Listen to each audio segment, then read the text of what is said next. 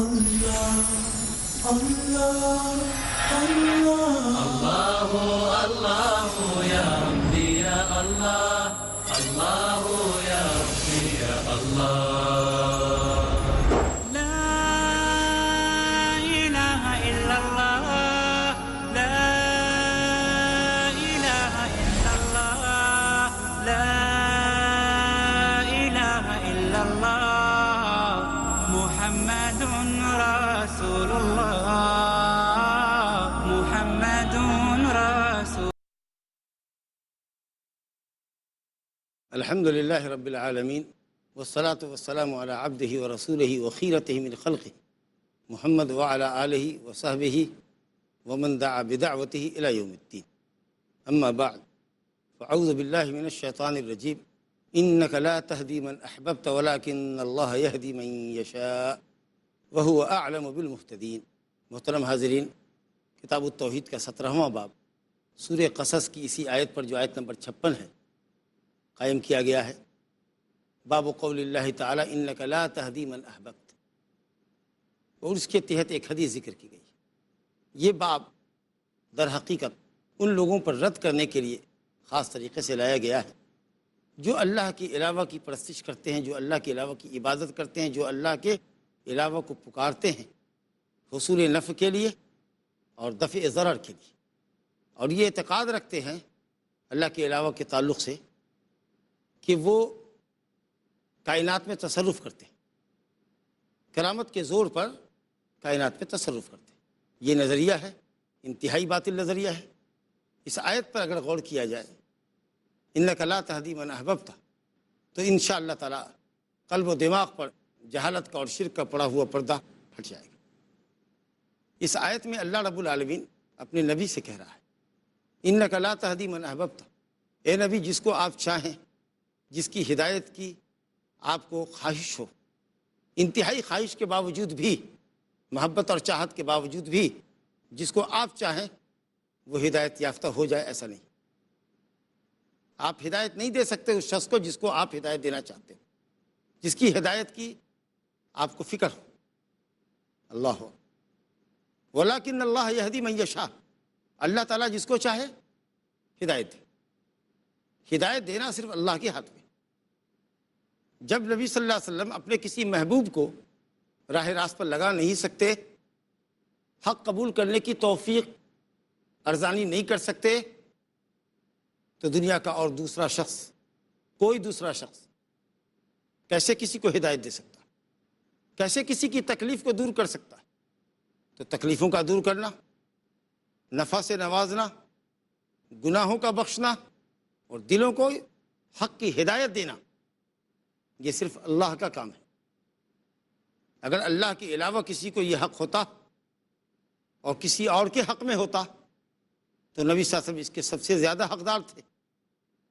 لیکن آپ کے متعلق اللہ یہ فرما رہا ہے جو اکرم الخلق ہے، مخلوق میں سب سے برگزیدہ، اللہ سبحانہ و تعالیٰ سے سب سے قریب اور مقام اور مرتبہ کے اعتبار سے سب سے بلند، ایسی عظیم ہستی کو اللہ فرما رہا ہے انک لا تہدی من احببت، جس کو آپ چاہیں ہدایت مل جائے، ایسا نہیں.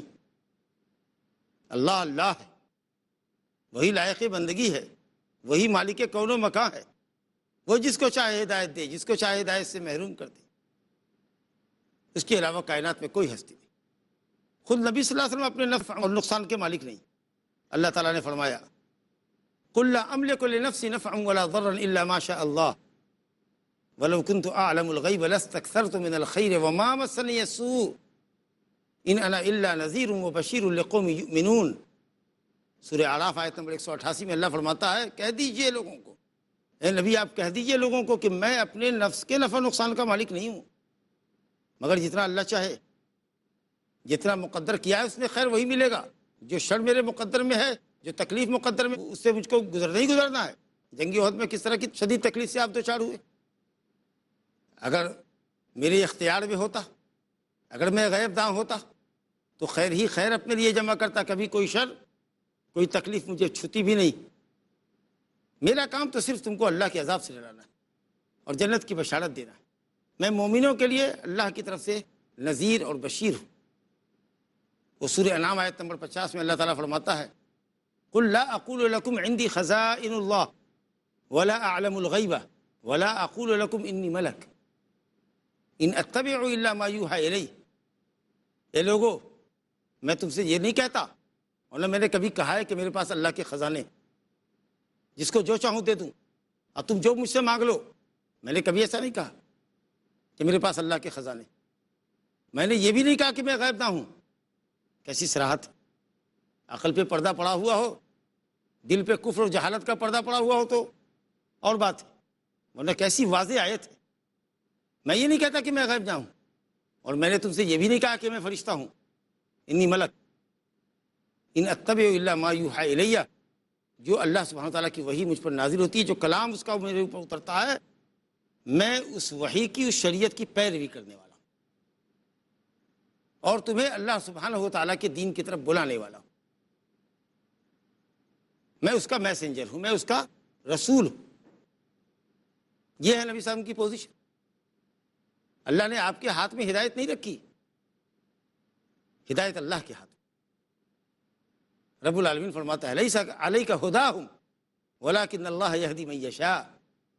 سورہ بقرہ آیت نمبر 272 میں اللہ فرماتا ہے لیس علیک ھداھم، ان گمراہوں کو ہدایت دینا آپ کے بس میں نہیں ہے۔ اللہ جس کو چاہے ہدایت مل جائے، اللہ جس کے لیے خیر کا ارادہ کرے، اللہ جس کے لیے ہدایت کا ارادہ کرے، اللہ جس کو ہدایت کے لائق سمجھے، اس کو ہدایت ملے گی۔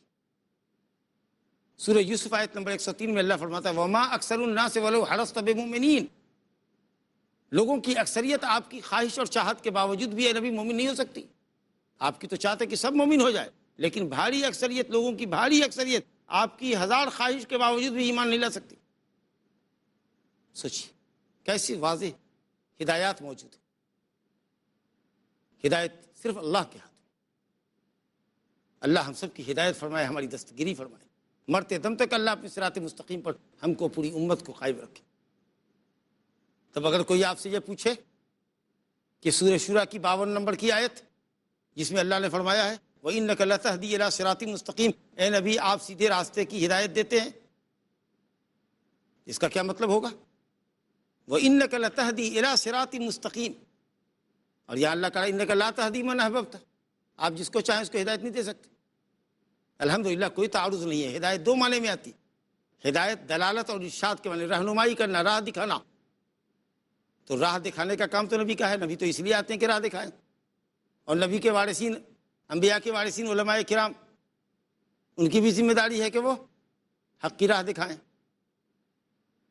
لیکن ہدایت کی راہ پہ لگا دینا، توفیق ارزانی کر دینا، ہدایت کی راہ پہ چلا دینا، ایمان سے بہرہ ور کر دینا، یہ کسی کے اختیار میں نہیں، یہ اللہ کے اختیار میں۔ قرآن مجید کے تعلق سے بھی اللہ تعالیٰ نے سورہ اسراء آیت نمبر 9 میں فرمایا ان ھذا القرآن یہدی للتی ہی اقوم، قرآن مجید سب سے سیدھے راستے کی ہدایت کرتا ہے، یعنی سب سے سیدھے راستے کی رہنمائی کرتا ہے، راستہ دکھاتا ہے۔ نبی صلی اللہ علیہ وسلم بھی قرآن اور سنت کی راہ کی ہدایت کرتے، رہنمائی کرتے، ہدایت کی راہ پہ نہیں چلاتے۔ اور اگر یہ اختیار آپ کو ہوتا، ہدایت کی راہ پہ لگا دینے کا اختیار اللہ نے آپ کو دیا ہوتا، تو دنیا میں سب سے زیادہ اس کا حقدار اگر کوئی ہوتا تو وہ آپ کا چچا ابو طالب تھا، جس نے پوری زندگی آپ کی نصرت و حمایت کی، اپنے گھیرے میں لیے رہا۔ 8 سال کی عمر سے، نبی صلی اللہ علیہ وسلم کی 8 سال کی عمر سے نبوت کے بعد 8-10 سال تک وہ سینہ سپر رہا آپ کے لیے، اللہ، اور حد درجہ آپ سے محبت کرنے والا انسان تھا۔ غالباً آپ صلی اللہ علیہ وسلم کی عمر 49 سال 8 مہینہ 11 دن تھی کہ ابو طالب کا انتقال ہوا، اور ان کے انتقال کے 8 دن کے بعد ام المومنین خدیجہ الکبریٰ رضی اللہ عنہ کا انتقال ہوا، جو آپ کی سب سے پہلی بیوی تھی، اور جن کی زندگی تک آپ نے کوئی دوسری شادی بھی نہیں کی، اور اللہ تعالیٰ نے تمام اولاد آپ کو انہی سے دی، سوائے ایک اولاد کے جن کا نام ابراہیم تھا، ماریہ قبطیہ لونڈی کے بطن سے، جو کچھ 18 مہینے کے ہو کر انتقال کر گئے، اور ماں خدیجہ الکبریٰ سے بھی جو صاحبزادے ہوئے وہ بھی بچپن ہی میں فوت کر گئے۔ البتہ 4 بیٹیاں آپ کی زندہ رہی، جن میں سے سب آپ کی زندگی میں فوت ہو گئی، سوائے سیدہ فاطمہ زہرا کے، کہ جن کا انتقال نبی صلی اللہ علیہ وسلم کے انتقال کے 6 مہینے کے بعد ہوا۔ تو اگر آپ ہدایت دینے والے ہوتے تو ابو طالب کو دیتے، جو ہر درجہ آپ سے محبت کرنے والا انسان تھا اور پوری زندگی آپ کے لیے کھڑا رہنے والا تھا۔ چنانچہ انتہائی حریص رہے آپ زندگی میں کہ آپ کے چچا ابو طالب کو اس کی زندگی میں ہدایت مل جائے، اور اگر زندگی میں نہیں ہدایت ملی تو جب اس کی موت کا وقت آیا تو نبی صلی اللہ علیہ وسلم تشریف لے گیا اور اسلام پیش کیا، اس امید سے کہ اب بھی اگر یہ کلمہ پڑھ لیتے ہیں تو ان کے حق میں میرے لیے گواہی دینا اور ان کے حق میں اللہ سبحانہ وتعالیٰ سے سفارش کرنا میرے لیے درست ہو جائے گا، راہ کھل جائے گی ان کی سفارش کی۔ لیکن معاملہ آپ کے ہاتھ سے نکل گیا، آپ اس پر قادر نہ ہو سکے، آپ کے لیے آسان نہ ہو سکا، تقدیر غالب آئی، حالت شرک میں ابو طالب کا انتقال ہو گیا، دل مسوس کے آپ رہ گئے، آپ دیدہ ہو کر لوٹے اللہ، اور آپ نے سفارش بھی کی ان کے متعلق، تو اللہ تعالیٰ نے ان کی مغفرت نہیں فرمائی بلکہ آپ کو سفارش سے منع کر دیا۔ غور فرمائیے، اگر تکلیفوں کو دور کرنا، ہدایت سے بہرہ کر دینا، گناہوں کو معاف کر دینا، کسی کو جنت میں داخل کر دینا، کسی کو جہنم سے نجات دینا اگر آپ کے اختیار میں ہوتا تو سب سے زیادہ اس کا حقدار دنیا میں آپ کے لیے، نبی صلی اللہ علیہ وسلم کے لیے سب سے کوئی امپورٹنٹ اگر تھا تو وہ ابو طالب۔ چنانچہ صاحب کتاب نے ایک حدیث ذکر کی، انشاءاللہ تعالی ایک وقفے کے بعد اس حدیث کا دراسہ آپ سے کریں گے۔ لا إله إلا الله. وقفے سے قبل آپ سورہ القصص کی آیت نمبر 56 اور اس کے ضمن میں بیان سن رہے تھے کہ ابو طالب کو اللہ نے ہدایت نہیں دی، نبی صاحب کی ہزار چاہت کے باوجود بھی ان کو ہدایت نہیں ملی۔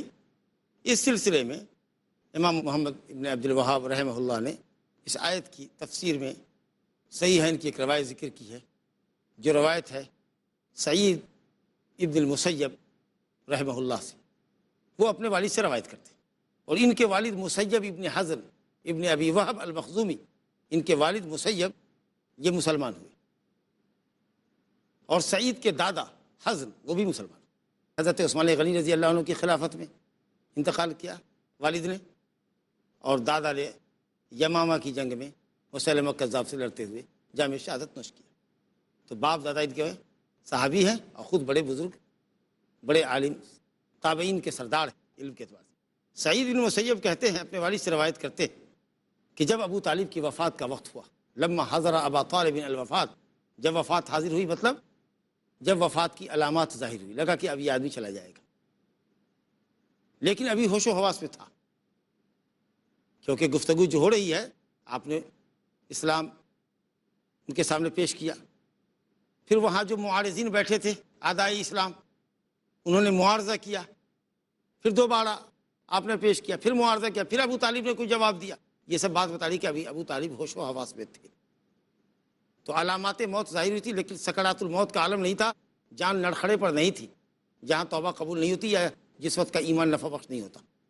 اہل علم نے یہ جواب دیا، یا یہ کہیے کہ اگر آخری وقت بھی تھا تو نبی صلی اللہ علیہ وسلم کو یہ امید تھی کہ اگر یہ اس وقت بھی کلمہ پڑھ لیتے ہیں تو خصوصیت کے ساتھ ان کے لیے ایمان ثابت ہو جائے گا اور میں اللہ سے سفارش کرنے کا اہل بن جاؤں گا اپنے چچا کے لیے، یہ امید تھی آپ کو۔ تو یہ خصوصیت تھی، اور خصوصیت ہے بھی یہاں پر کہ باوجود اس کے کہ وہ کفر پہ مرے، نبی صلی اللہ علیہ وسلم ان کے حق میں سفارش کرتے رہے، یہاں تک کہ آپ ہی کی سفارش کے نتیجے میں دنیا کے ایک واحد مشرک کے حق میں عذاب میں کمی ہوگی اور وہ ابو طالب ہوں گے، آپ ہی کی سفارش کے نتیجے۔ یہ خصوصیت بھی آپ کو حاصل ہے، اور یہ خصوصیت بھی سفارش کے فائدہ لینے کے تعلق سے ایک کافر کو حاصل ہے، وہ ابو طالب ہیں، جن کو جہنم کا سب سے ہلکا عذاب دیا جائے گا، اور وہ یہ ہے کہ تلوے کے نیچے گہرے حصے میں، بیچ تلوے میں جو حصہ گہرا ہوتا ہے، وہاں ایک آگ کی چنگاری رکھی جائے گی جس سے دماغ ہانڈی کی طرح گڑگڑائے گا، والعیاذ باللہ۔ یہ جہنم کا سب سے ہلکا عذاب، والعیاذ باللہ۔ تو یہ خصوصیت ہے عام کفار کے مقابلے میں ابو طالب کے لیے کہ ان کے عذاب میں تخفیف ہوگی، نہیں سمجھ کے شفاعت کے نتیجے میں اللہ اجازت دے گا کہ ٹھیک ہے، زندگی پر رہا، بڑا درد تھا آپ کو، بڑا خلق تھا، مسلمان نہیں ہوا، جہنم میں جا رہا ہے، ٹھیک ہے آپ سفارش کیجیے، ہم اس کے عذاب میں کمی کرتے ہیں۔ اللہ، تو یہ سوچا ہوگا کہ چلو مر بھی رہا ہے تو اگر اس وقت کلمہ پڑھ لے گا تو اس کے لیے میں اللہ کے سامنے اس کی حجت قائم کر دوں گا، جیسا کہ احاج لک بہا عند اللہ، میں اللہ کے سامنے حجت قائم کروں گا، اشہد لک بہا عند اللہ، اس اقرار کو میں اللہ کے سامنے اپنی گواہی کی بنیاد بناؤں گا کہ میرے چچا نے کلمہ پڑھ لیا تھا۔ تو آپ تشریف لے گئے اور کہا کہ یا عم قل لا الہ الا، چچا لا الہ کہو. اور اس کے سوا اس وقت کیا کہہ سکتے تھے؟ معنی سمجھ کر کے، اعتقاد رکھتے ہوئے کہ اللہ کے سوا کوئی بندگی کے لائق نہیں ہے، جس کو تم دیکھ بھی رہے ہو کہ میں اپنی قوم سے نبرد آزما ہوں. کلمے کا معنی مطلب سمجھ کر کے اعتقاد کے ساتھ، سچے اعتقاد کے ساتھ کلمہ پڑھ دو. یہ وہ کلمہ ہوگا کہ جس کے ذریعے میں اللہ کے سامنے آپ کی حجت ثابت کروں گا. وہاں دو آدمی موجود ہیں اور سعید کے والد مسیب بھی واقعہ بیان کر گیا، وہ بھی موجود ہیں، اور سب قبیلہ مخزوم کے ہیں جو قریش کا قبیلہ ہے. مسیب بن حزم مخزومی، عبداللہ بن ابی امیہ مخزومی، ابو جہل اس امت کا فرعون وہ بھی مخزومی، قبیلہ مخزوم کا. ان دونوں نے، سعید کے والد مسیب کہتے ہیں کہ ان دونوں نے کہا اترغب عن ملت عبد المطلب، عبد المطلب کے دین سے پھر جاؤ گے ابو طالب. یعنی کلمہ پڑھنے کا مطلب عبد المطلب کے دین سے بیزار ہونا.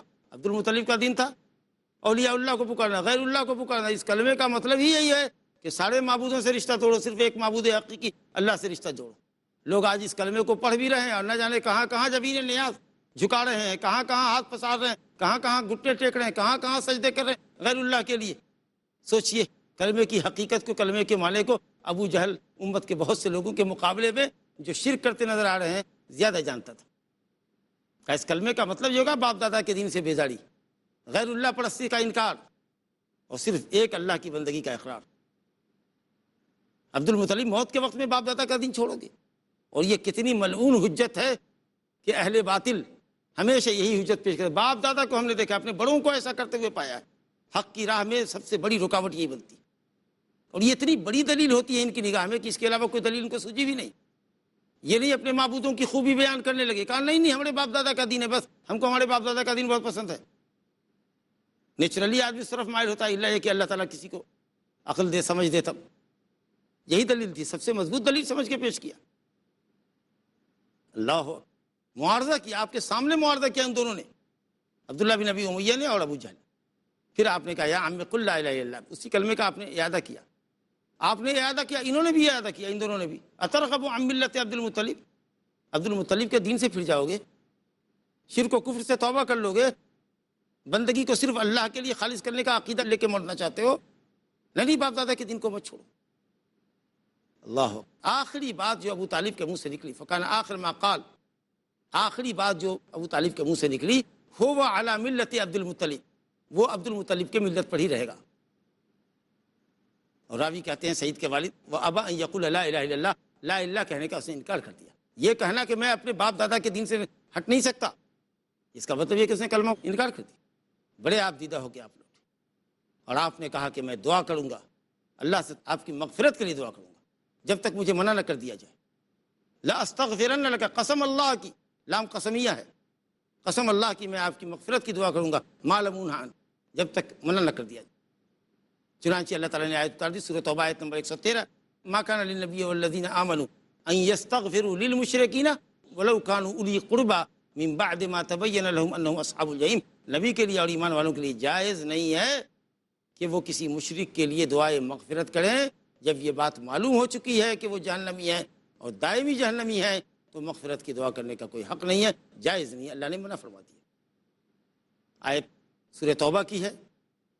ابو طالب کی وفات ہوئی تھی مکے میں، سبب پہلے ہوا، آیت کا نزول بعد میں، کوئی حرج نہیں. بعض علماء نے یہ لکھا ہے کہ جب نبی صلی اللہ علیہ وسلم اپنی والدہ کی قبر کی زیارت کو گئے، زیارت کی اجازت مانگی، اللہ نے اجازت دے دی. پھر کہا کہ مغفرت کی دعا کرتا ہوں، کہا نہیں نہیں، یہ آیت کریمہ اتری. ہو سکتا ہے کہ آیت کے نزول کا ایک سے زیادہ سبب ہوتا ہے. اسی موقع پر جب یہ آیت اتری تو آپ نے ابو طالب کے لیے مغفرت کی دعا کرنا چھوڑ دیا، کیونکہ منع کر دیا اللہ تعالیٰ. لیکن جتنا کچھ دعا آپ نے کیا تھا اسی کے سلے میں اللہ رب العالمین قیامت کے دن آپ کو شفاعت کا حق دے گا. اور ابو طالب کے حق میں ایک واحد مشرک ہے جس کے حق میں نبی صلی اللہ علیہ وسلم سفارش کریں گے. اور اسی موقع پر یہ آیت اتری تھی. قلب نبی پر جو گزری ہوگی کیفیت آپ اس کا اندازہ نہیں کر سکتے، یا صرف سوچ سکتے ہیں. اندازہ اگر کر سکتے ہو تو کیجئے کہ اتنا محبوب چچا کفر کی حالت میں مر گیا. تو اللہ رب العالمین نے ڈھارس بندھائی ہے آپ کی، اور کہا انک لا تہدی من احببت، ہدایت دینا. اللہ نے اپنی الوہیت کو ثابت کیا کہ وہ اللہ ہی ہے کہ جس کے حق میں چاہے ہدایت وہی اسی کو ہدایت ملے گی.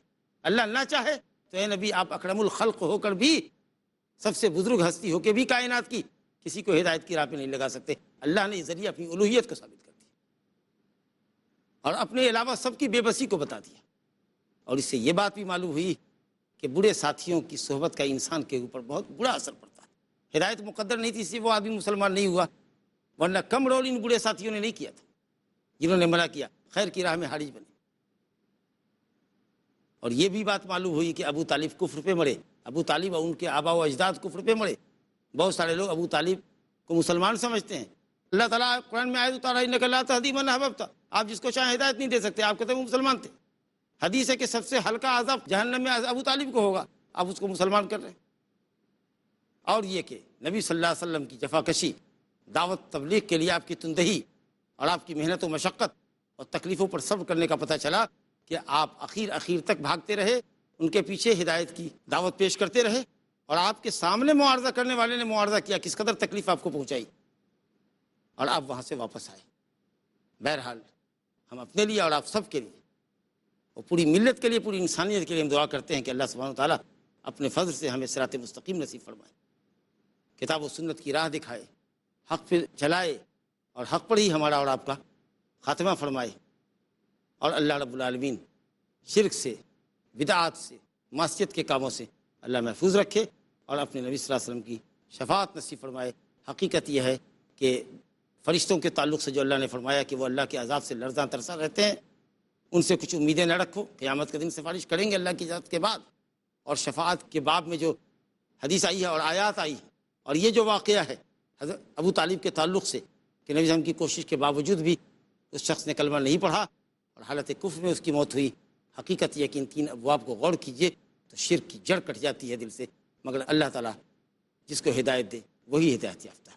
نبی کا کام، قرآن کا کام اور نبی کے وارثان کا کام صرف راہ دکھانا ہے، ہدایت کی راہ پر چلانا اللہ کا کام ہے۔ اللہ تعالیٰ گمراہوں کو سیدھی راہ دکھائے، بھٹکے ہوئوں کو صراط مستقیم پر لائے۔